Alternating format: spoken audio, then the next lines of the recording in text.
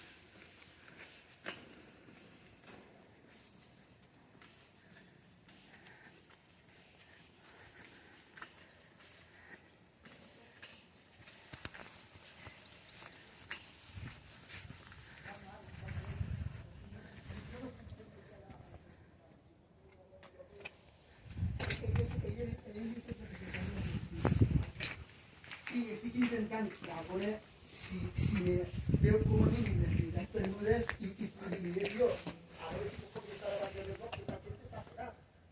Que me sap greu, però que no puc dir-te res més, perquè cada mes estic així a soles en el castell, tio. Me sap greu, però que sàpiga que jo estic insistint i que, vamos, que...